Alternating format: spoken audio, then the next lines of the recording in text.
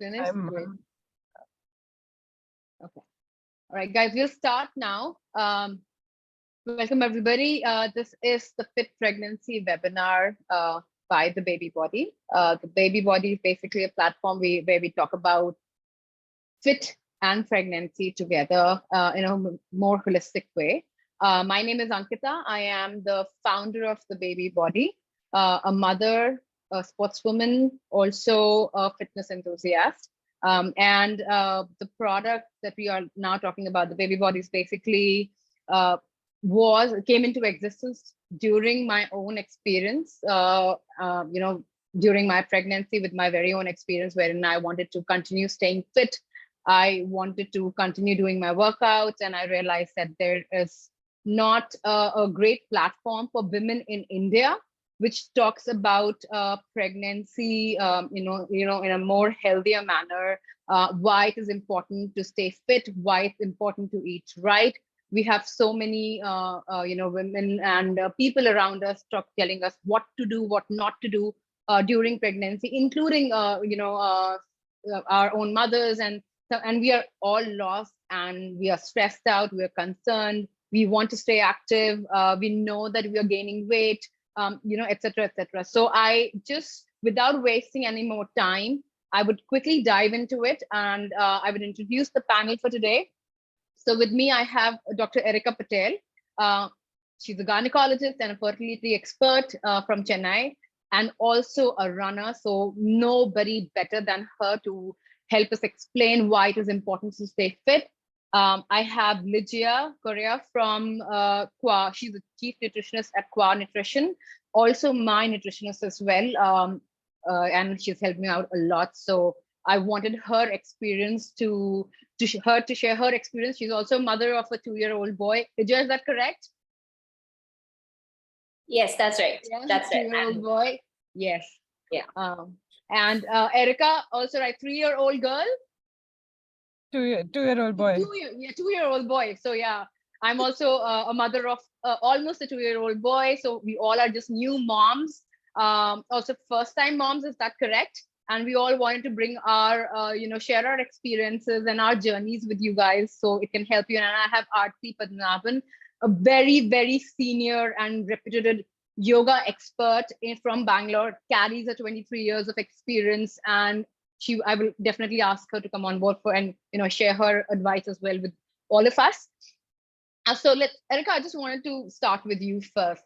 What do you think about this entire myth that we have, or there's so many do's and don'ts around pregnancy and fitness? So I just wanted you to first tell us about it a bit. Yes, I mean, all of us know it. See, it's a very scary thing. I understand. And there's no taking away from people who are like your adults in the family, mothers, mother-in-laws, in-laws, everybody wanting you to just rest because you're so scared of just something going wrong with the pregnancy. But that being said, the side effects of it are there was a time when we used to see a lot of women having things like gestational diabetes or preeclampsia, where you have a lot of hypertension. There's so many women getting gestational diabetes purely because of excessive eating. Okay. And during pregnancy, because of the myth that you have to eat for 2 people. And I'm sure Lygia will tell us more about it. But yes, you would have heard people saying, "Oh, you have to eat for 2 people." So plus just being in bed, not getting up, not moving around. There are many women who don't even like served everything in bed. All those kind of things was something that is happening around us, and that is only and only increasing the amount of complications in the pregnancy. In fact, staying fit is helping us more than being in bed during pregnancy. A lot of, especially women who've taken a long time to conceive, right? So infertility. Okay. They think that, okay, maybe I need bed rest because I've undergone IVF treatment. I need to do this. So all these are myths that need to be broken. They are Okay. definitely defined as myths. Okay. So you saying that there's more side effects that we are seeing now as because women are inactive? Yes, yes. The And but incidence of diabetes has gone up folds by multiple folds purely because of inactivity during pregnancy. okay, because as far as and I'm sure or everybody over here would relate to this thing. Our grannies, if we look back to our grannies and great grannies, and grandmothers and mothers. Let's go back to our grandmothers. I think our mothers have also bed rested quite a lot, so they used to be very active Yes, throughout their pregnancy, right? They would climb stairs, they would go in the villages, they would go off into the fields, they would carry one baby, they would put another baby on their, they would carry a gunny sack on their head, and they would travel. They will walk for kilometers and kilometers, they would sit on ground. So they were continuously active. So why do you feel that there is a sudden urge for us to get into this exercise now? because to be honest, I mean, a lot of us have a lot of help in the Mm-hmm, house to do. When you're talking about our grannies, they used to do everything in the house. I mean, mm-hmm, we don't do half of the housework, or we basically just sedentary otherwise.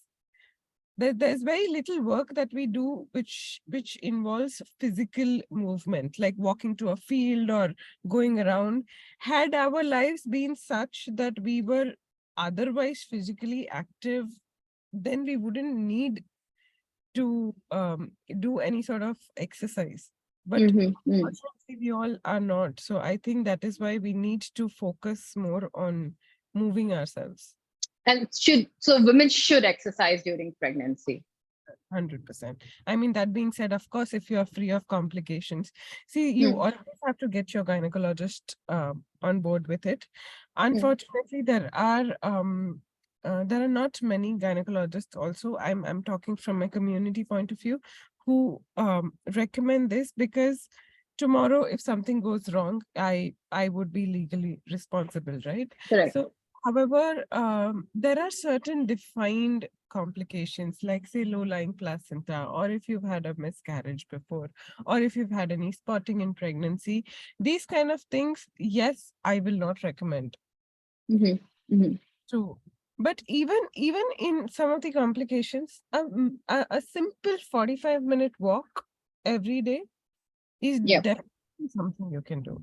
I'm not talking about extremes of exercising or running, but definitely it has been proven that 45 minutes of walking for 5 days a week, brisk walking, 100% reduces your chances of getting gestational diabetes or eclampsia during Oh pregnancy. wow. Oh wow. Okay. It's Okay. written in our textbooks, actually. So, Okay. Okay. So walking is the safest and the most easiest thing to do because you do not even require any equipment. yes, Yeah. absolutely. Okay. And whom do you suggest should exercise? Because here in the webinar, we will only consider, normal cases, general cases, specialized cases. We would keep it out of the webinar for now because those require different kind of intervention from the gynecologists and doctors, itself. So, whom should you say? Okay, you're fit to exercise if women want to know, because most of the time they come to us with a question. Is it okay for me to exercise? Yeah. So if I have to ask you as a doctor, then would you help us out here? So what the first rule of exercise in pregnancy is you cannot start anything new in Okay. pregnancy. Mm-hmm. You have to be doing something before that you can continue doing. For example, running. You have to be a runner before you got pregnant to continue running into pregnancy, or to continue that high intensity of exercise. If you want to do it, you cannot get pregnant and then say, now I don't want to gain a lot of weight and now I'm going to start running. That is a no. But again, coming back to walking is something you can start also Mm-hmm. fresh. Even if Mm-hmm. you were absolutely sedentary before getting pregnant, the Mm-hmm. first way to start is by walking. If you are Okay. somebody who's been going to the gym, working out 5 days a week, heavy weights, all of it, you Mm-hmm. can definitely continue into pregnancy, maybe reduce a little bit of intensity, and and coming to running also, I'm sure all of us did that, that you can continue running, probably reduce the pace and take a few walk breaks, watch out on the heart rate, all of that. So basically, you can continue doing what you were doing. Okay. And you have to start fresh. Walking is the way to start. Yeah, because I feel like if you've not been doing any exercise before, even yoga for that matter, a lot of people think that I feel exercising is something which naturally come to us because we've been walking since our childhood. So that is something which is, very, very natural to us, and there's no harm in doing. So how much walking do you recommend somebody who's, let's say, in her first trimester? 45 minutes minimum. 45 minutes. And I would Minimum. say, I also nowadays recommend that you should do it as a brisk walking. I mean, you should be a little bit out of breath, Okay. not like a stroll in the park. It does not do anything. Like buy Okay. shoes, don't walk in like a chopper Slippers. strolling Hmm. around. Yeah, it that won't do the job. So, brisk walking for 45 minutes, at least 5 days a week. Okay. And how does exercising, this entire exercise that we are doing, and women are so concerned about, their well-being, of course, but how does it helps the baby, Oh, which is it growing? really, Yeah. really, really improves the uterine blood flow. So Hmm. technically, by doing this, we are just opening up the blood vessels, and there's a lot of better flow that goes towards the baby. Number one. Hmm. Secondly, the birth weight. The Okay. birth weight is also controlled. The baby's birth weight. So the baby is not born very high in weight. Okay. So sometimes babies who are born like more than 4-5 kg, there are babies who are born very high in weight. Okay. Later in their life, they have risk of diabetes and metabolic syndrome. So this is something that you're doing for your baby even before the child is born, to keep the child free from their um, diseases in their adulthood. Okay. Okay. Okay. And so there is a lot of myth, or I would rather ask you to bust it, that people say that, okay, don't do too many things, don't bend down, don't sit on the ground, doing exercising, because I ran through my pregnancy, because I've been a runner all my life, I've been into sports all my life. So I was told that I'm endangering my baby, this will definitely result in a miscarriage. So how true is that exercise actually leads to miscarriage? Because that's what women are very afraid of, because that's what we've been told by No, so everybody. there is no direct correlation at all of Hmm. exercise and miscarriages. Even I ran till my 39th week, till the Hmm. last day that I delivered. The only reason why a miscarriage would happen is if there is something wrong in the pregnancy itself. Okay. Let's say there was a chance, and that miscarriage would happen even if you're in bed. Okay. Because it is Okay. because of some say genetic defect in the child, or if I'm talking about first trimester miscarriages, Hmm. commonest reason is some genetic defect in the baby. So that has nothing to do with exercise. Okay. The only time, that's what I'm saying, that exercise would lead to something untoward is you already have a complication and you're still exercising. So that's why it Okay. becomes so important trimester wise, Hmm. Hmm. get it checked. Like first trimester, even I'm sure even you did, even I did, even all of us ran in first trimester. Nothing happens. But the thing is that there is so much of fear around you. I'm sure. I mean, to be very honest, since we're all women talking, I wouldn't tell at my home when I used to go uh, for running in my first trimester, as like nobody would let me go. But the only reason why a miscarriage would happen is if there's something wrong in the pregnancy itself. And that is why a Hmm. gynecologist can probably help you with an ultrasound to let you know that nothing is wrong. Okay. And you also suggest that you should plan trimester-wise exercises? Is Yeah, that because that? I'm sure everybody, if you've been through pregnancy, you will know that second trimester is like your honeymoon period. Hmm. Hmm. Feels so good. You will have your best exercises, you'll have your best runs, everything in your second trimester. In general, also, second trimester is something where the body has accepted the pregnancy and everything is in place. And Mm-hmm. feel a little more tired in your first trimester. So that's why Mm-hmm. you have to listen to your body. Okay, so there are women, and like you said, that you also continue doing some physical activity during your pregnancy from the first trimester itself. So, what is the correct time, or is there no correct time to start exercising? And when I'm saying exercising, I mean walking included during pregnancy. Like, should we do that during our first trimester as well? Because I know a lot of women, they just go down, and their parents, or their in-laws, they tell them, okay, you're not supposed to do anything, don't get up, lie down.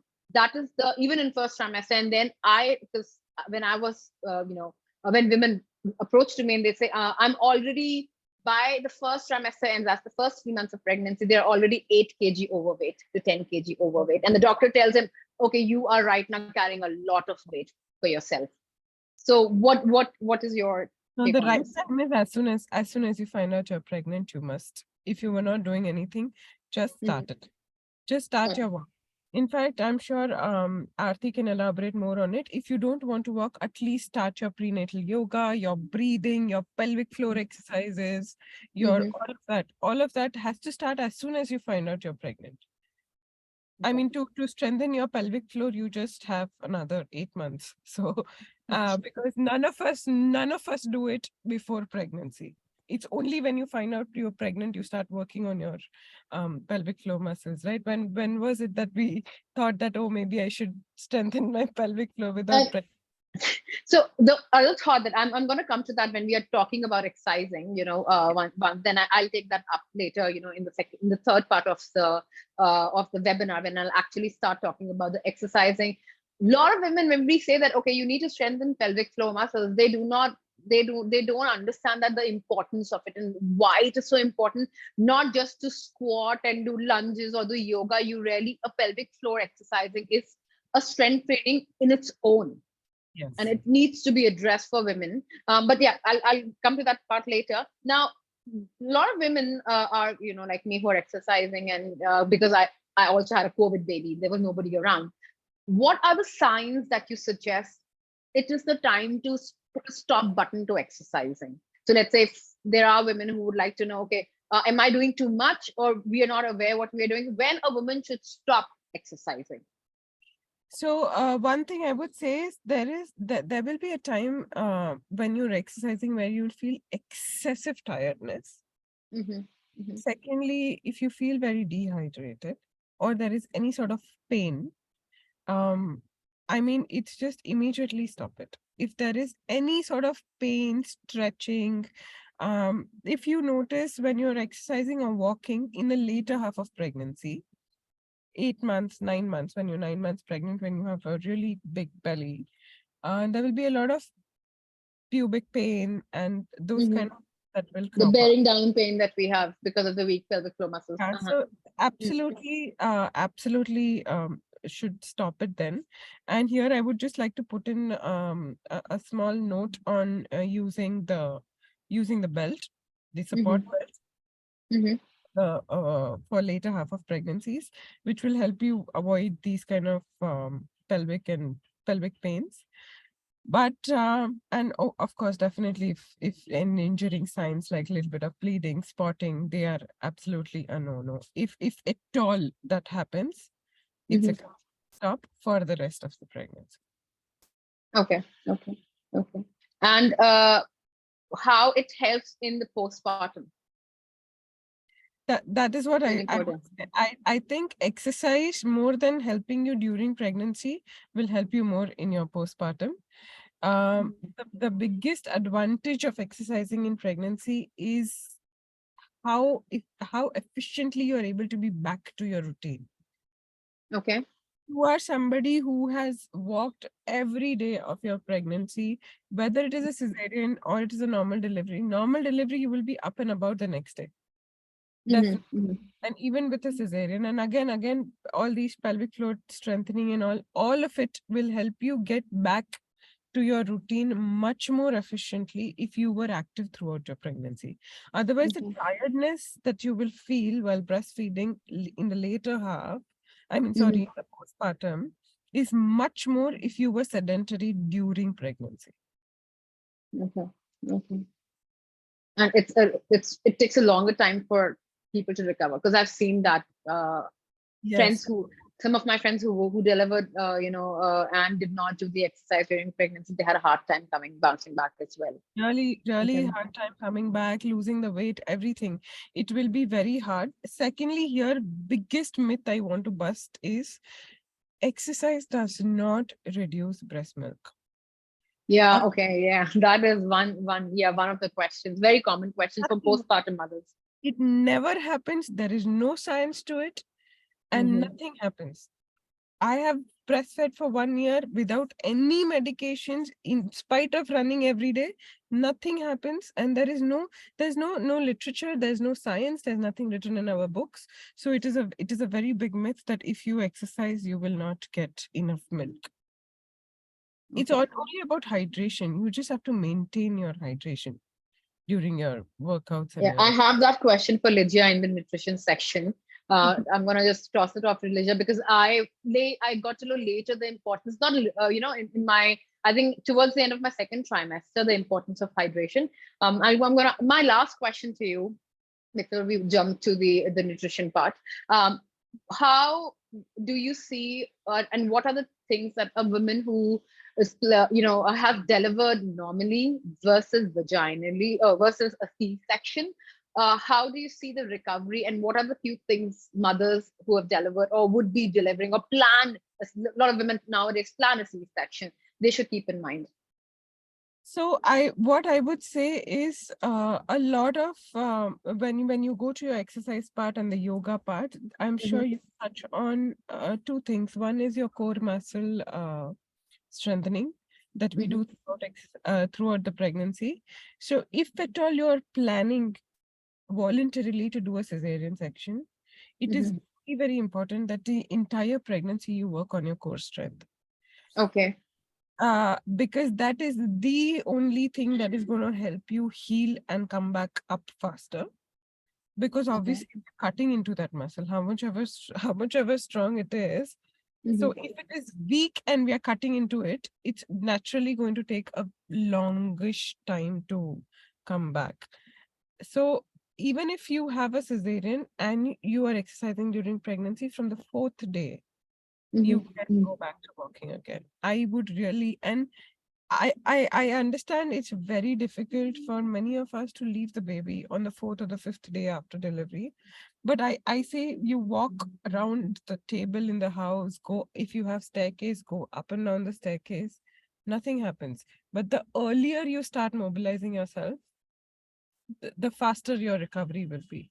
Normal delivery, I make my patients get up and walk in the hospital corridor up and down the second day itself. Yeah, because I remember this experience from my personal experience. I will share over here. Because my during my normal delivery, the epidural did not work because I was given late, so I was very exhausted, honestly speaking. And I wanted to be this brave woman who read all the stories of athletes, and they did not use gonna use epidural, and I wanted to be that person. But then I realized, okay, the pain is too much, and I want to use an epidural. And the epidural did not work for me. So it was a really exhausting, and tiring, because my baby started bearing down. So I had a labor pain as well and a bearing down pain as well. And what happened is I was exhausted. So for the 24 hours after delivering the baby, I was lying down. And I remember that I had such a massive water retention. And when I asked my gynecologist, and I called her up and I said, there's a massive water retention. She told me the first thing, that you need to start moving.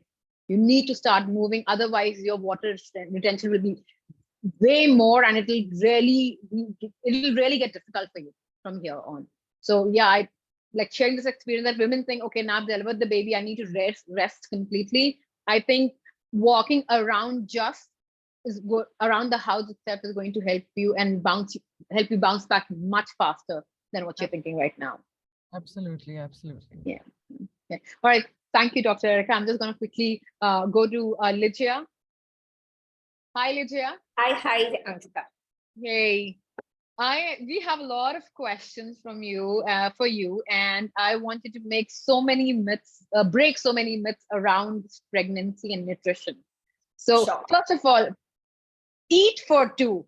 The moment we tell our our mothers, mother-in-laws, our aunts, or everybody in the family, oh, you need to start eating, oh, you need to start eating, and they will start stuffing us with ghee, laddus, and all sorts of things. So I just wanted to first, what is this eat for two? Is it actually for real in the very first beginning or in the very first trimester?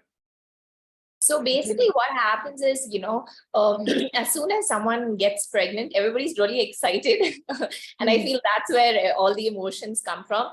But the first trimester actually is a really tough period for most women. I think like around 80-90% of the women actually go through a lot of nausea and vomiting and all that stuff.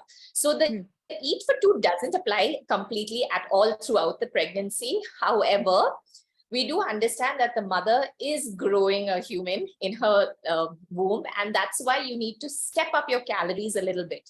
So people have that fear that, okay, I'll eat the same amount, but if it's the same amount, then your baby is not going to grow adequately. So that's where the misconception came as eat for two, because you actually have like a baby with you and you need the baby to grow ideally according to the normal, standards. So the idea is that you don't have to eat for two, which means quantity wise.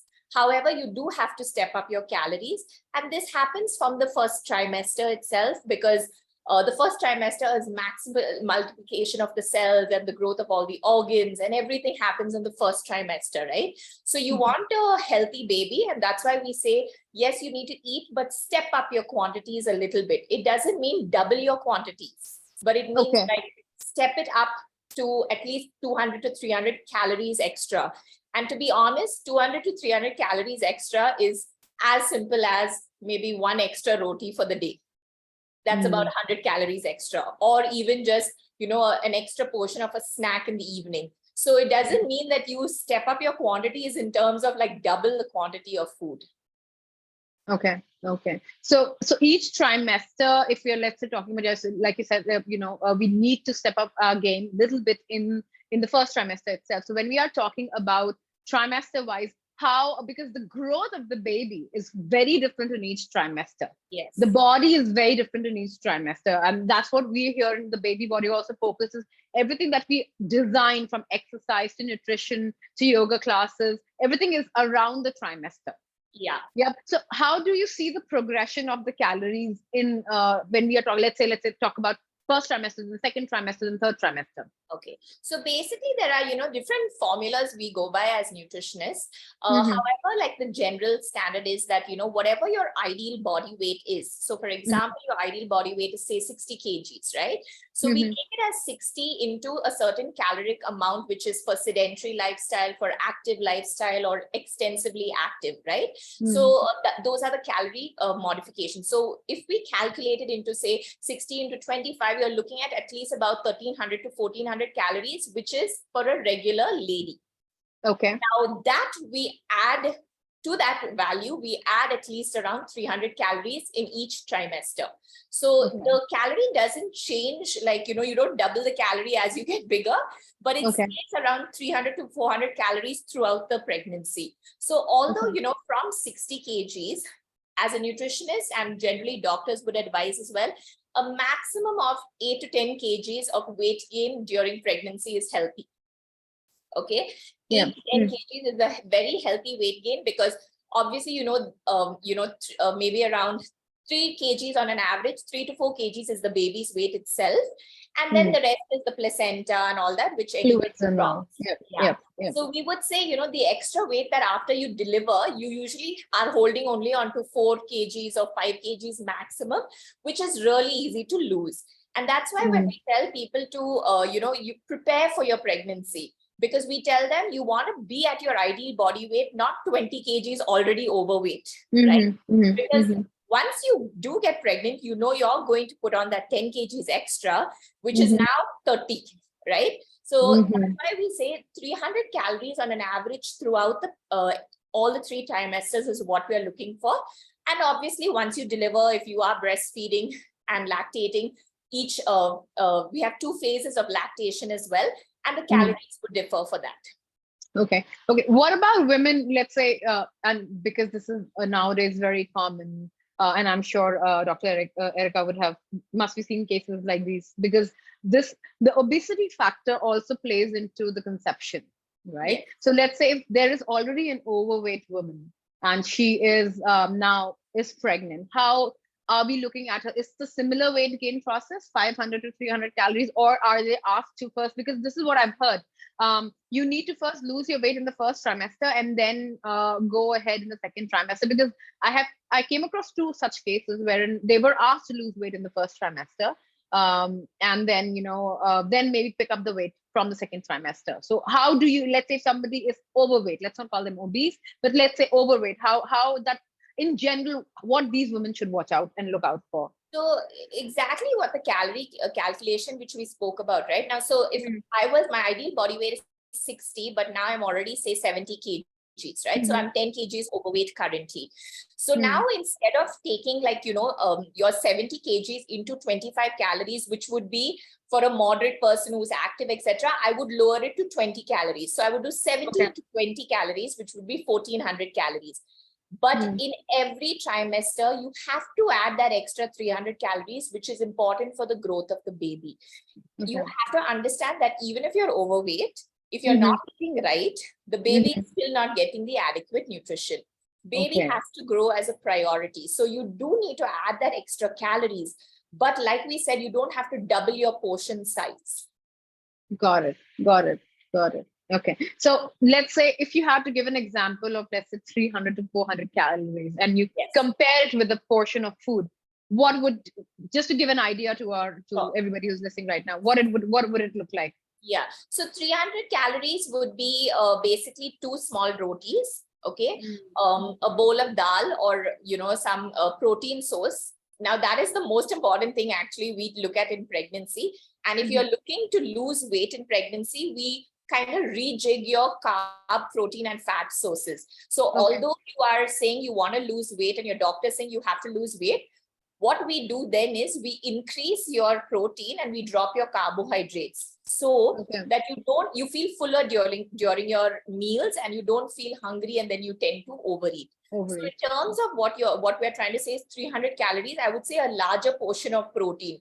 So if you're doing dal, which is like a small katori, increase that to double the size. Don't increase your rice quantity. Don't increase your chapati quantity. Increase your sabji quantity. Increase your dal quantity. If you do eat non-veg, which is great, increase the amount of little bit of chicken and fish. Now, the only thing is that in the first trimester, because a lot of women feel very nauseous, etc., they are bound to lose some weight. And that's something that you don't want also extensively. So that's why we then tell you, tell us what you're craving for. And we understand individually what each client is like looking for and then personalize it.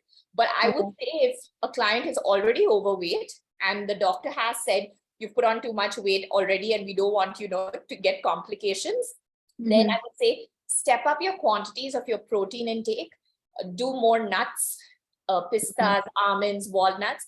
They are excellent. They keep you more full. So you want to look at foods that fill you up, but also are healthy and not just simple carbohydrates, like taking like a double portion of rice or an extra roti. Or, like a lot of people I heard through pregnancy are like, oh, drink milk, then your milk production will be great. Yeah, so drink, like extra milk. Those things really don't work. You want to be very, very, aware of, like, I'm really glad we're doing this seminar so people are not just believing anything, but be aware of what you need to choose from. So healthy nuts, have a lot of fruit. Fruit is healthy as well because fruit has fiber. So it would keep you full. Don't do fruit juices, because when you say watermelon juice, you almost use quarter of a watermelon to have 1 glass of juice. But if you have to eat a watermelon, to eat quarter of a watermelon is quite a lot. So eat the fruit, get the fiber from the fruit. It keeps you more full. So those are the things and strategies we use for weight loss through the first trimester. Okay. I got that. Okay. So now, like you said, obesity and diet and important. Now there are now, like Dr. Erica also said, that there is we are seeing a lot of cases, and a lot of women who come to us also talk about this gestational diabetes. Yeah. Okay, so first I want you to kind of discuss this into two parts. How can we make sure that this thing called gestational diabetes does not happen during pregnancy, and what if it has happened, what to do now in terms of a nutrition? Okay. So the first part, gestational diabetes, it's really simple. It's basically because of lack of exercise, very sedentary lifestyle, and high quantities of carbohydrate through the first trimester of pregnancy, or the first and second trimester, that your sugars start rising. Now, usually what we try to tell most clients is to firstly try to stay healthy through your entire pregnancy so you don't get it.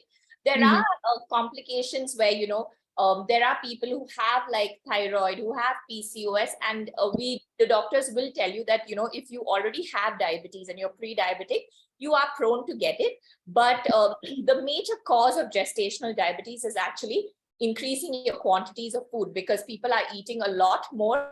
They're not burning these calories. You're just sitting in one place consuming 400, 500, 800 calories extra. So you're putting on a lot of weight. Now, the reason that if you already have gestational diabetes, then you need to basically be very particular with your food intake. And that's when you actually maybe need to work one-on-one with a nutritionist, because then you'd be able to understand where you're going wrong, and then she'd be able to plan it better for you. So dealing with a gestational diabetes case is very, very personalized, because like I said, you want to add more fiber in your food, you want to cut down the carbohydrates. They may be already on medication as well, either insulin or oral metformin. So we need to take all that into consideration if you have gestational diabetes. But if you are overweight, your doctor will tell you, you will be prone to getting it. So like Dr. Erica said, start getting in your walk-in that 45 minutes, because it's proven that you will not get gestational diabetes if you're exercising. If you're not eating for 2 and you're following a good, healthy lifestyle, amazing. And, yoga or any breathing techniques, all that definitely helps to prevent getting it, at all. Awesome. Okay. Now, my next question. There are 3 pillars, right? It's also the slide: protein, fats, and carbohydrates. What is priority-wise, what women should focus on? And is it majorly importance of protein? Because in Indian culture, especially, we have a lot of ghee which is being fed and which is always fed to mothers, and ghee is it's a great source of it's a great fat, better than butter and so many other things that we know. But again, how important is protein, fat, and carbs? And what is, if let's say by a thumb rule for a normal delivery or for a normal human being, how do we focus, and what is the quantity that we should look at? Sure. So basically, whether you're pregnant, not pregnant, at any age group, our focus as nutritionists is always carbohydrate holds a priority, because carbohydrate supplies energy for you to survive. Okay. Carbohydrate is simple sources of energy that give you, to be able to survive. So carbohydrate usually holds the most in the percentage category. So when we look at a percentage, we're saying anywhere between 50 to 55% of carbohydrate. You can drop it a little lower, maybe around 45 when you have gestational diabetes or a little bit of complications. But usually anywhere between 50 to 55 is something that you have to follow as baseline. All right. Now, the other 2 is where protein and fat actually plays an important role. And yes, protein and fat have to come in every meal, which is again something that most of us don't do. And that's why we teach you to plate your meal better, where you, in every meal that you serve yourself, even if it's a snack in the evening, you want to have protein in that meal. So protein and fat hold the other percentage, which is around 50%. Now, between these 2, you can play around a little bit with your protein and fat, and it's totally advisable to do it. Depends on how, what kind of person you are. So a lot of people in the first trimester don't feel like eating too much of non-veg because, you're feeling sick. Dals sometimes tend to be, again, nauseating. So at that time, protein can drop a little bit. but on average, we look at 20 to 25% of protein. Okay. You can go up to 30, which is excellent in a case like where you want to lose weight. And fats, we'd always keep on the lower end, which is usually 20 grams of fat, around 20% of fat. Now, a lot of people think that's 20% of fat is quite less. But when you actually calculate it according to your calories, it's about 2 to 2.5 tablespoons of fat a day, right? Now, that's where the misconception comes in, because everyone says, okay, 2 tablespoons of fat a day, but this includes in all your meals. So in your dal, on your rotis, whatever you're adding extra, that 1 teaspoon of fat on your roti, all that is extra. So you want to keep an idea of, okay, I need to use only 2 tablespoons to maybe maximum 3 tablespoons of oil in the day for myself. And then the rest comes from my protein, my carbs, etc. So that is usually the ratio that all of us work with: 50% of carbs, around 20 to 30% of protein, and the least is the amount of fat. Okay. And this, when you say tablespoon of, let's say, oil or ghee, whatever we are using, that 20 or 25% that you're saying also includes the badam and the nuts and everything that we are, the laddu that we are being fed, etc. Right? Yeah. Cool. Okay. Now my biggest thing, and this is something which I personally realized towards the end of second trimester, the importance of hydration. The importance of water during pregnancy. Could you throw some light on this, please? Yeah, so just generally, we don't focus on water, and that is something that you want to, especially if you're an athlete and, you are working out, you want to make sure there's water, your water intake is adequate.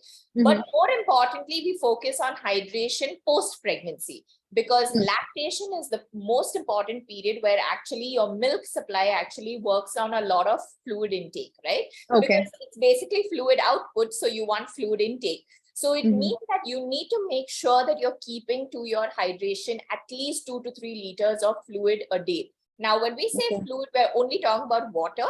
Okay. Additionally, you can have a glass of buttermilk, you can have juices, you can have those other things. Yes, because it's summer sometimes and you want it just to make it better. But minimum at least 2.5 to 3 liters of water just through the day, throughout your pregnancy. But more importantly, post your pregnancy, you have to focus on water intake, immediately after your pregnancy, because the lactation part is the most important for water. Okay. And when we talk about the fluid intake, caffeine, the chai, because India runs on chai, right? And South India runs on coffee. So what is that caffeine? How much caffeine? Because too much caffeine is also not good for us during pregnancy. So what is that caffeine, or the quantity of chai and coffee that we need to have during pregnancy? So ideally, caffeine is just generally a dehydrator. It actually robs you of all your fluid intake. So when you have a cup of water of coffee, the next 2 hours, you're going to get very dehydrated. So that's the first step for most women to realize, that tea and coffee actually dehydrates you. Okay. So that's something that, you want to be aware of. But most doctors will tell, patients to reduce your caffeine intake. We say 300 micrograms of caffeine is enough, which basically would be 1 cup of coffee a day. So you can choose to either split it into 2 really small cups, but usually 1 cup of tea and coffee. Now, again, what happens is, because of lifestyle, just habits, India, a lot of people depend on that first cup of coffee or tea first thing in the morning. I work with so many women who say, I get up in the morning and I have first my cup of tea or coffee with Mari biscuits, right? That's something you want to try and push a little later on today, because you're actually dehydrating yourself first thing in the morning.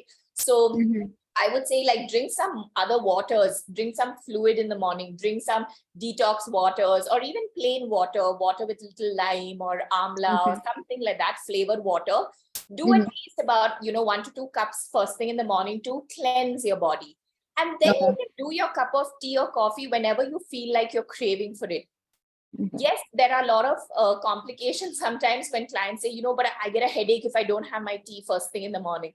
It is a lifestyle change. You can change it and you can break the habit. I've done it for a lot of clients, and they've after like 6 months, they're like, wow, it's been 6 months and I don't have to depend on my coffee to, I don't get a headache anymore, or I don't have coffee and my stomach and my bowel movements are still there, because a lot of people have to have that coffee and tea for good bowel movement. Bowel movement, yeah. It's not something that actually helps with bowel movement. It's just the warmness of the beverage that helps the body. So even if you're doing plain water or warm water, that'll help you actually poop, right? So you want to just be aware of that and just have maybe a maximum of 1 cup of coffee.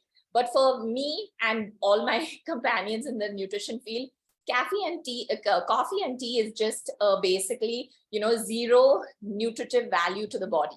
It doesn't provide any nutrition. A lot of misconceptions are there that it will help us with this, it will help us with that.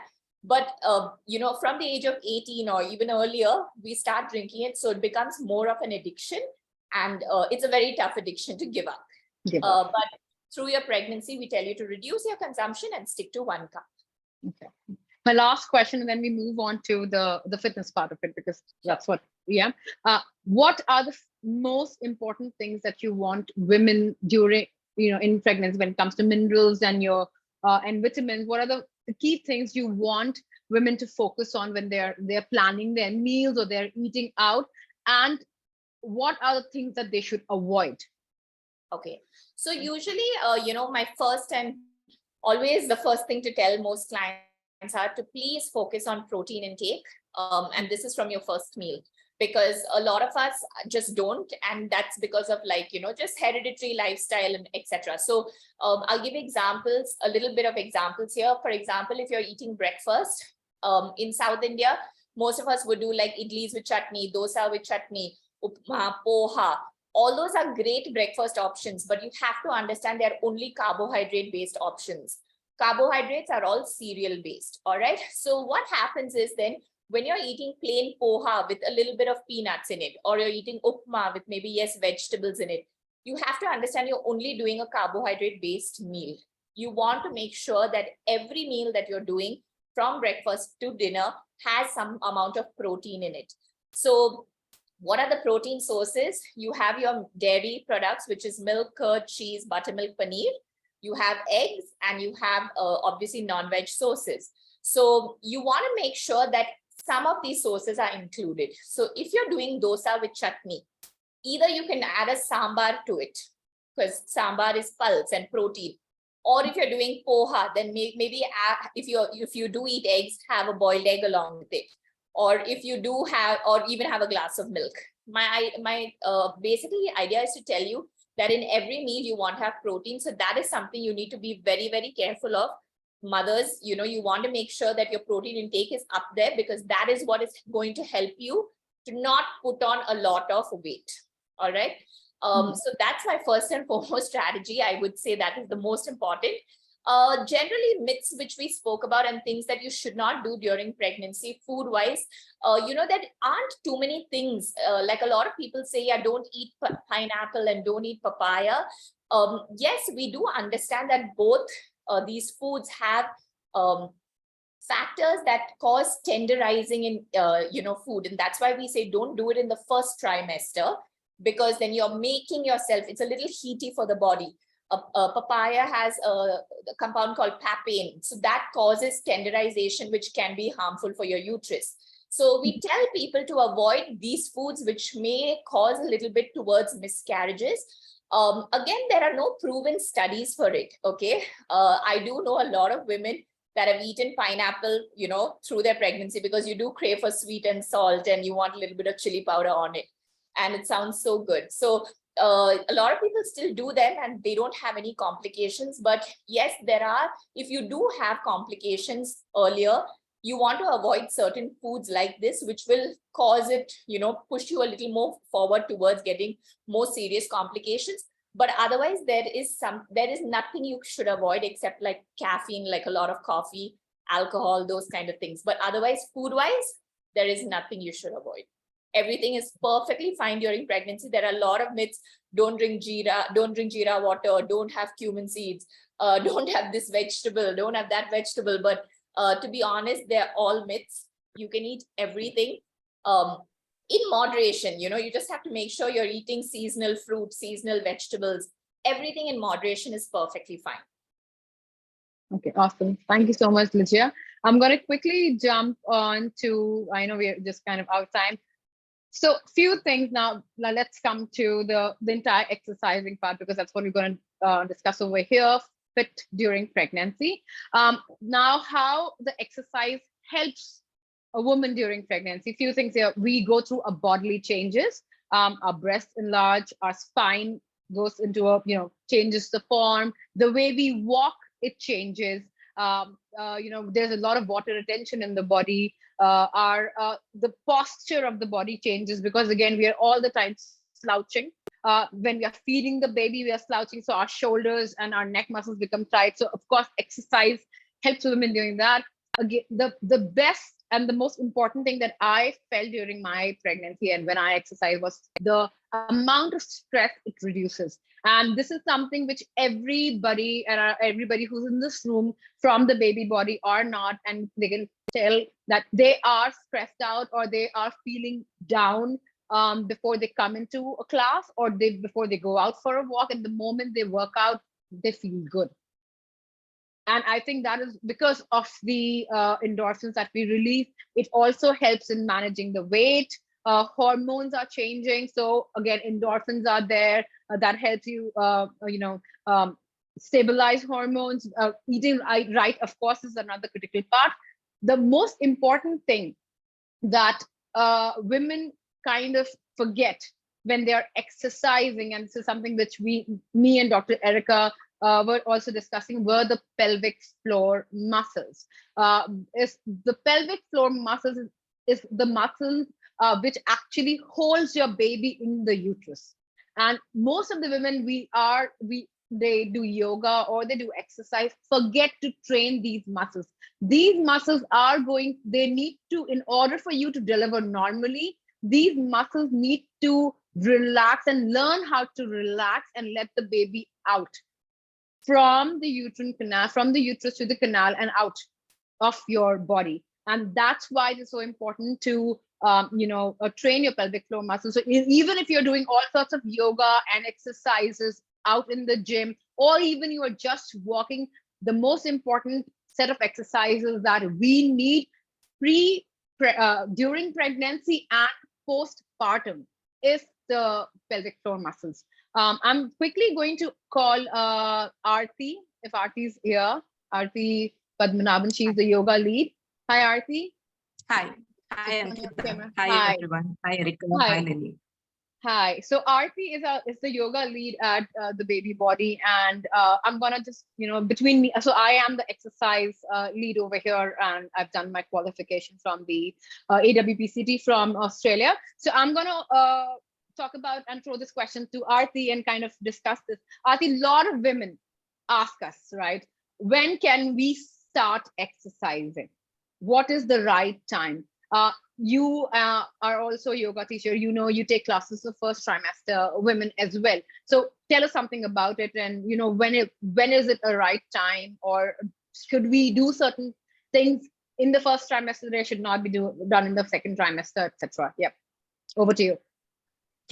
So as we know, generally people say that you need to wait for the right time to start off with exercise or a yoga routine. They would generally wait for the first trimester to, finish and then start after a good, consultation with their own gynec to start off with any kind of an exercise routine. But as, Dr. Erica has pointed out here, in order to start any kind of a practice, in order to be mobile, it's always important to understand the health of the women in terms of the previous, fitness levels, and at the same time to understand to what extent she can take her exercise daily or bi-weekly and so on. So I, as a trainer, would personally vouch for people who have started as early as first trimester and people who have started as late as third trimester. Obviously, there are advantages, pros and cons in starting early and not starting so early as well. In my opinion, I would say for all safety purposes, we start programs in the baby body only after a period of 6 to 8 weeks in the first trimester, unless, the person is very, trained in practices that she wants to start off as early as the 5th week. And my personal opinion is to start on all safety grounds only after the 8th week of their first trimester. Now, having said that, we also, would advise the people starting in the first trimester to go very slow in their practices, which means to say they need not come to conclusions that they are going to do all kinds of handstands and, jumps and, those kinds of things for them to feel peppy about the whole practice, because yoga in pregnancy is not about that. Yoga is all about awareness practice. It's a feeling good practice. And at the same time, you need to be, energized at the end of the practice rather than being exhausted. So the trimesters that we cater to are tailor-made, customized based on trimester wise at baby body. And at the same time, we take it, one at a time in terms of the understanding of the individual's needs. Supposing somebody has a condition like, a back pain or, swelling in the legs, we do consider those factors in order to give her the right kind of, yoga practices during that particular week of pregnancy. So it's important to analyze case-to-case basis on when to start, how to start, and obviously to adapt the practices to the women itself. Okay. So I'm going to just thank you so much for that. And I'm going to come back to you with the questions as well. A few things that and the studies actually, not me personally, but as what the studies also have suggested earlier and show us that women who exercise, and when I say exercise, I'm also including walking, they have very few complications throughout their pregnancy. They have very few complications. Now, it's very important to understand what exercises should we do in pregnancy. And that's a very common question asked to us at the baby body. Now, and they want to know what is the difference between exercise, a regular pregnancy exercise, and a pregnancy or a prenatal yoga. Prenatal yoga is just a form of an exercise. What we do in a pregnancy exercise class is a little more with, let's say, weight. It's more scientifically driven. However, a yoga is more of a body strength. And, we are working more on mobility and stretches, etc. Now, if you are somebody who has no clue or have never worked out in, before you got pregnant, the first thing that we recommend that baby body is start getting active. Start walking. And now, after walking, if you have not done any kind of exercise, let's say you have not gone to gym, we recommend you to start with yoga, because like the doctor said and the nutrition, don't do anything new. Doing an exercise, let's say if you do not know how to squat, or if you have never lifted weights in your life, this is definitely not the time to do that. This is definitely not the time to do a lunge with weights. So if you are somebody who is clueless and say, okay, I have not worked out, the first thing is start in the first trimester with an aerobic exercise. So this is how we a general exercise pattern goes trimester wise. Again, do we need different exercises in different trimester? Yes.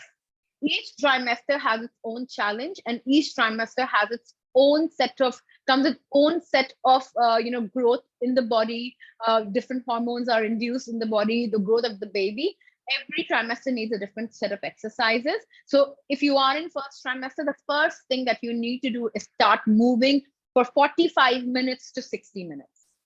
That is something that we generally do. Second trimester onwards, you can do some sort of aerobic exercise and some sort of strength. So either the strength can come in form of a low impact yoga, or if you are somebody who is used to going to gym, is an athlete and needs to work out and is used to lifting weights.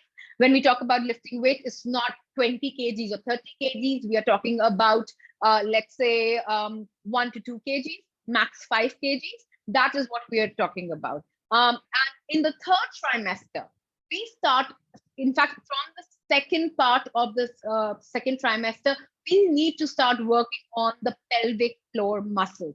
The pelvic floor muscles is what keeps your baby supported, it is what is responsible for your bowel control, that is your poop control, your urine control. Once you have delivered normally, and if that is your aim as well, it's the pelvic floor muscle that stretches and lets the baby go out. So it is very important to bring it back together as well, so that a lot of women complain, they would sneeze and there's a urine leakage.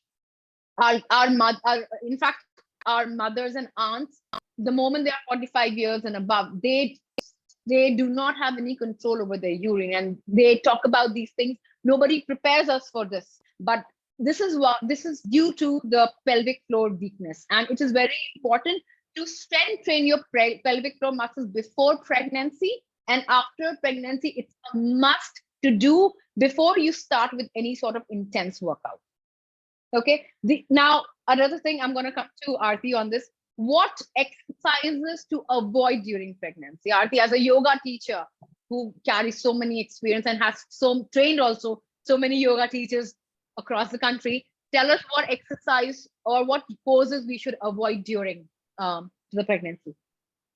So any practices with a highly intense workout, like high jumps or, twists and turns.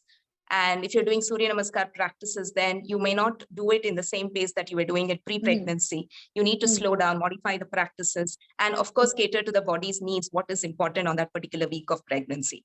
Having said that, it's also important to do very gentle, soothing practice like a Hatha Yoga, not like a power yoga. Or you shouldn't attempt to do anything like Bikram yoga, which is a hot yoga practice. A lot of things, myths are around doing practices which can probably pep you up in terms of intensity level or energy states. But these things have to be avoided for the very reason that they could add up to the complications that you are, going to observe in a few weeks. So it's best to be, going very simple in your practices, but yet get the benefits of the practice. And yoga is all about, as I said, it's all about focus. It's about awareness. It's all about building connection with your body. Although the other effects are enormous in terms of, getting the good right of postural corrections, obviously getting a better sleep and improving your breathing capacity. All of that are additional advantages to the yoga practice. But I would say it's only how you connect with your body that these practices can actually align you to the maximum. So instead of, going on a full swing that I need to sweat it out, I need to lose weight, I need to be in shape. These are ancillary, advantages which are never considered in pregnancy for yoga, at least. So the only thing that you need to keep in mind is to understand that every day you need to step up on the mat to exercise, to feel good about your energy states. And that itself can bring in a lot of benefits for your own health. A very common, and I know every woman who's here and delivered the baby has experienced this, the lower back pain. The cause, and could you just show us something that could help, or if ever the lower back pain comes, we could kind of, you can, if you can just show us something, and why does lower back pain comes? All right. So we always understand that back pain is a concern during pregnancy, right from the first trimester till the end of the pregnancy period, until you deliver as well. But back pain is a condition which can occur for every woman. How do you manage it and how do you lead through that is a very, very interesting practice, which you maintain it through exercise and other forms of yoga practices. So the simple practice, which I can show you right now, a couple of practices can help you release that back pain to a maximum and help you also get that kind of sleep that you require over the, a period of like 4 to 6 hours in the night. All right. So we start with a simple cat and cow practice, which I'm going to show it to you. I hope you can see me. Yes, we can. We can. Am I yes. So I want you to come out on all fours with your knees separated, palms in line with your shoulders. Neutralize the spine so that you don't arch, neither depress the spine. And as you keep pressing all the fingers into the mat, you start to gently arch your spine, looking forward, and keep lengthening the chest out. Keep looking forward. If your neck is stiff, keep looking forward. If you're good with your head, gently roll your head up. As you exhale, you start to round your back, pull your shoulder blades away from each other, disengage your abdomen and gently drop the hip. So we do this continuously for about 5 to 8 rounds.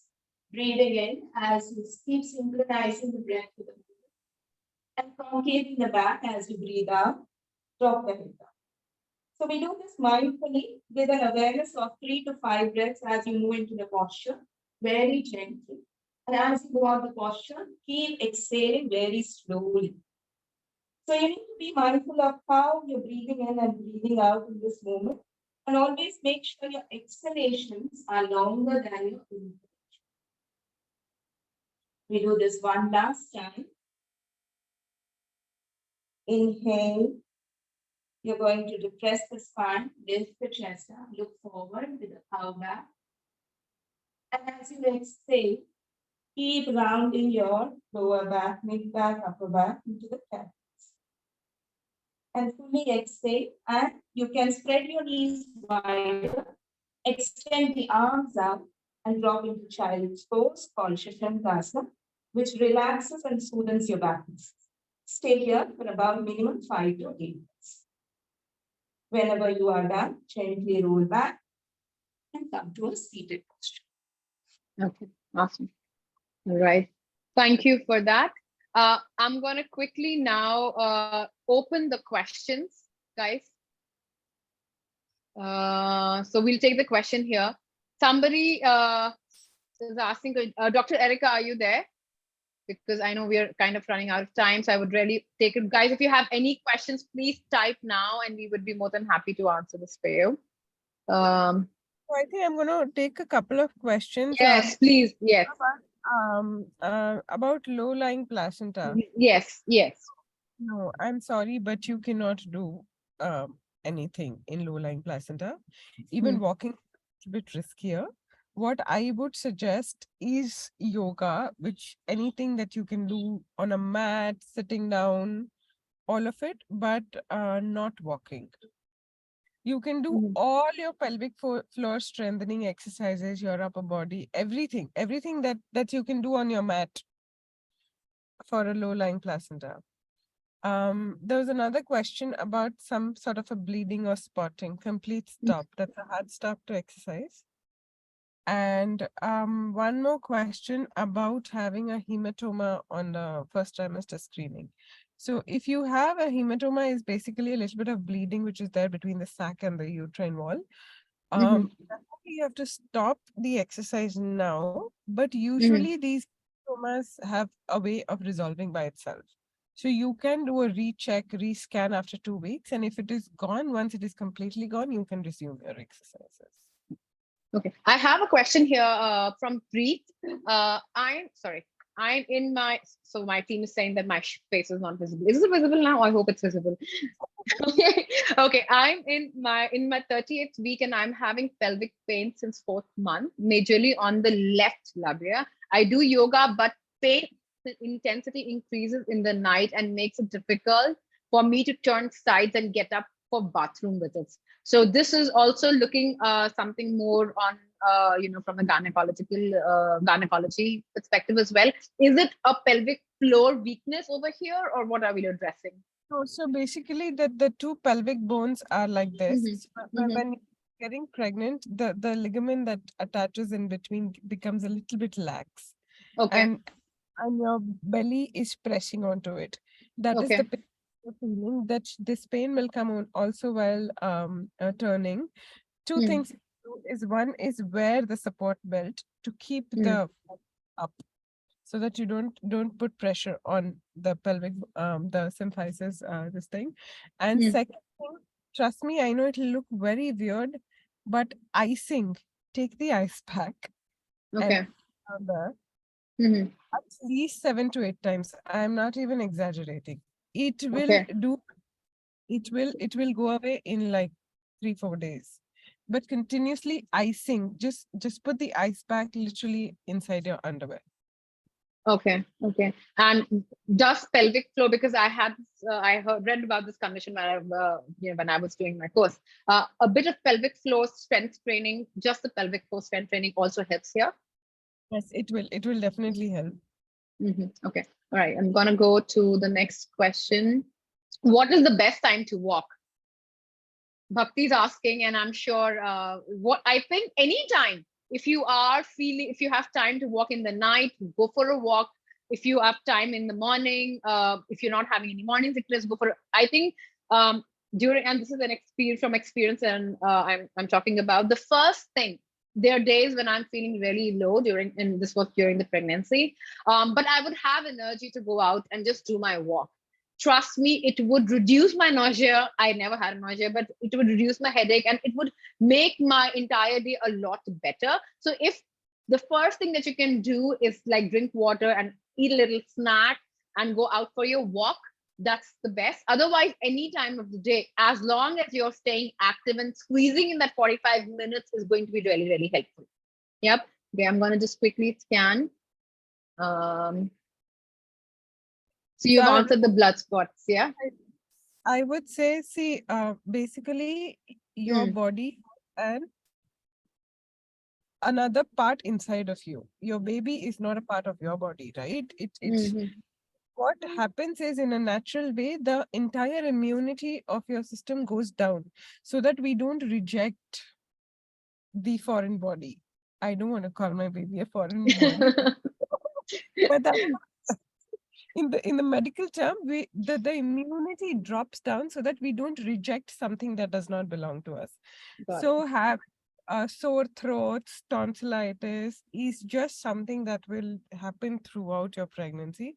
I'm not sure about food, but I don't think there's any. I'm sure Lydia would say that I don't think there's anything you can do about it.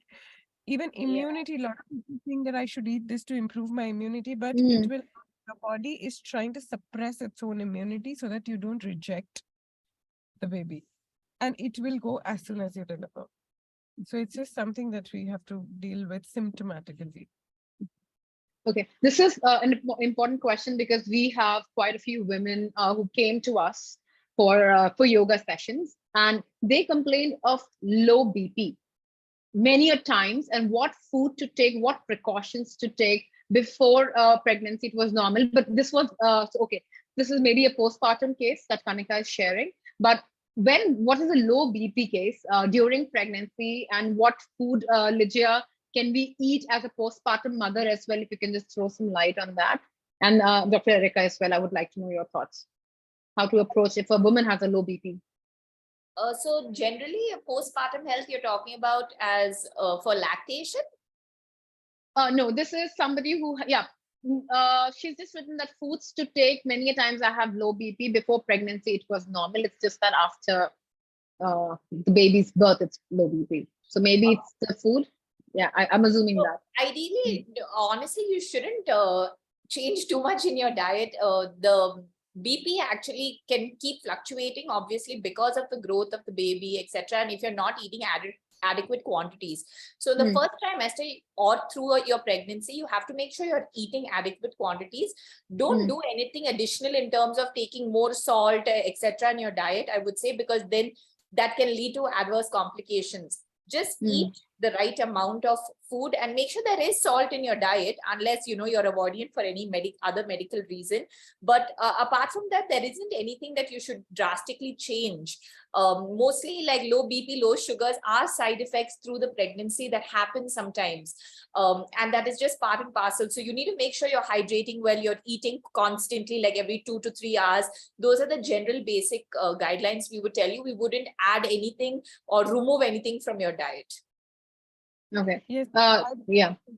This is common. The blood pressure will drop down and your heart rate will go up by about 10 beats. You'll have a little bit of a higher heart rate. So that is a very, very normal phenomenon. And I think hydration is something that would. Yeah. Okay. Okay, great. So a lot of women are asking about mangoes. I think it's the mango season. Is mango during pregnancy?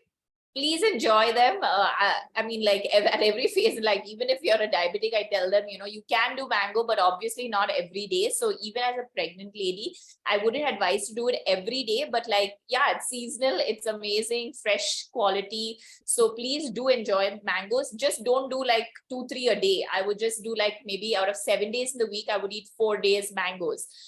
It's perfectly fine to do. There is no adverse effect unless you have diabetes and like your levels are really high and your doctor says no, you have to stay low of it. But I would still give you a little mango as a nutritionist for enjoying that satisfaction of the season. But yeah, limit the intake. Don't go overboard. I have again a question about hormonal changes. What can be done for constant irritability and crying often because of hormones? From an exercise expert, I would suggest going for exercise definitely helps you, because again, this is more an anxiety induced thing. So exercising outdoors is definitely going to benefit you over here. Lygia, anything over here you would suggest if somebody is having too many mood swings? To be honest, food-wise, there's nothing that, like, we normally deal with hormones pre-pregnancy because we want to correct it. But during your pregnancy, there is going to be fluctuation. And trust me, if you feel you're having it now, post-pregnancy is like even more crazy. Oh my God, nobody even prepares the post-pregnancy. Yeah. Needs another platform. It's a nightmare for women, which nobody talks about. Yeah. Nobody prepares you what's going to come. I was so happy. I thought pregnancy is it, but pregnancy is nothing when it comes to postpartum. Exactly. So the post-pregnancy hits you on a whole different level. But like you said, I truly feel exercise is the best way to help you control yourself, gather yourself. Yoga, meditation, just breathing, those are kind of things will help you, because there's nothing that you can do right now because your body is going through so much change. Physically, you're changing, emotionally, you're changing.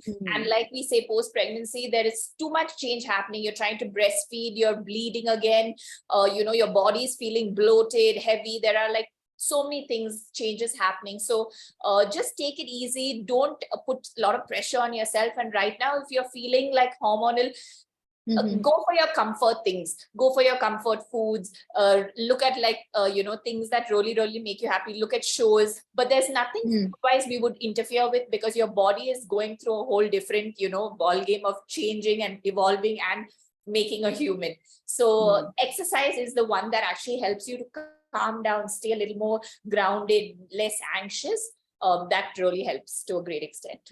Okay. Dr. Erica, your thoughts same? Same. Exercise. Exercise. And like you said, that early morning getting out is something that really help you set the right mind for the day, I think. Awesome. Okay, so I have now another. What can we do about for pubic pain? I think it's the bearing down pain. Ashwini is asking. Again, definitely get in touch with the gynecologist, but I would suggest doing some exercise because we have women who have bearing down pain, and a pelvic floor strengthening, pelvic or hip strengthening actually helps in that pain, because basically the golden rule is if you do want to avoid any hip pain, or which is often confused with any kind of pelvic pain or lower back pain, you really need to work on your glutes. In my class, women ask, how much are we working on our glutes? I'm like, your hips are your powerhouse. If you want to push the baby out, your hip needs to be strong so that it can support everything else. So again, exercise definitely would help you, Dr. Erica. Pubic pain? Absolutely. And a support belt. A support belt. Yeah. Okay, support belt. Okay, all right, awesome. What are natural sources of omega-3, Lygia? I think this question is for you. I did answer it. I specifically answered there. It's nuts and seeds and those kind of things if you're not a vegetarian. Okay. We have a lot of questions. I'm going to go down and quickly scan it a bit. RT has shared a lot of questions. Does one deliver early after cervical? I can't even pronounce this name. I always could never pronounce this name. Cervical circlage, basically. Circlage. Yeah. You can deliver early, but since we're talking about exercise in pregnancy, if you're somebody who has a cervical circlage removed, I would not recommend exercise. Okay. Okay. So not to do exercises over here. Very, very important. I'm in my 6th month of pregnancy. Should I focus on yoga for normal birth, normal delivery? I'm already walking almost every day. Definitely, yes. Yoga or exercise, any sort of why I'm emphasizing it again and again, any sort of strengthening, because yoga is also part sort of as a is a source of strengthening. We are sitting on our glutes or our hips all throughout the day. We are lying down. So what happens when you're sitting on a chair? Basically, your muscles, which is your hip and your core, they become really inactive and weak. Because they're not activated, they become weak. And that's why women are not able to push the baby out. For you to push the baby out, you really need to work on that strength. So somebody also asked, can I lift weights during pregnancy? Definitely you can. You have to scale it down. So if you are somebody, let's say, who used to deadlift 10 kgs, now is the time to deadlift only 2 to 5 kgs. That is, you have to reduce your intensity of the workout or yoga, like Aarti also suggested. If you were doing Ashtanga or hot yoga, you have to come down to a Hatha yoga level. That is how you need to scale down. Okay. Doc suggests, okay, this is something very important I want to ask from a doctor. Lot of people say that you should not do lying down on the back exercises. How true is that? Or is it that lying down on your back for longer period of time is, because this is the question again, that we need to sleep on the left side? How true is this? Yeah, so the concept behind this whole myth that came is because you have your blood vessels that are behind your uterus. And because you have a heavier uterus, if you lie down, the uterus puts pressure on the blood vessel, and they say that the blood less to the uterus. But that being said, you can do your exercises, because just not a 5-10 minute thing is not going to help. I would say you obviously, in the later half of pregnancy, it is a natural way that you won't be able to lie down for a very long time. So in the first and the second trimester, I think it's absolutely okay to do your exercises lying down. But I would say don't lie down in that position for a very, very, very Very, long. very long time. Okay. And regarding left and right, it is a little bit of a thing because of the blood vessels, the way they are placed on the left and right side. That being said, if you are not comfortable on the left side, you please sleep on the right side. It has nothing. There's nothing that'll happen. Okay, awesome. Okay. Somebody has asked that I'm not able to sleep on the left. Can I sleep on the right? Yes. Yeah. Oh, I didn't follow anything. All I can. So I used to sleep on my stomach. So the baby robbed me of that. So now no other, whether the back or the side, nothing worked for me. And I would curse my husband every night. What am I doing here? I can't even sleep. So I think as long as you're not lying down on the back for a longer period of time, and a lot of women ask me, Ankita, why are we doing those, dead bug exercises? But if you're, or even hip bridges, which is one of the key exercises in yoga, etc. I think you can definitely lie on your back for 5 minutes. Nothing's gonna happen. Okay. Use stairs in pregnancy. Thank you for asking that question. Another, yeah. Please go ahead. Stairs, right? Yeah, this is a very common myth. Please do. Yeah. Against it. There's no problem using stairs. If you go to France and Netherlands, there are hardly any elevators, and women often climb 3 to 4 floors, and it's absolutely fine. Yeah, do not just watch out for signs as well. Stair climbing is absolutely fine. This is again another myth. Okay. All right. Yeah. Go ahead. Thing is, since we spoke a lot about that pubic pain, right? If you have that, then you should avoid stairs.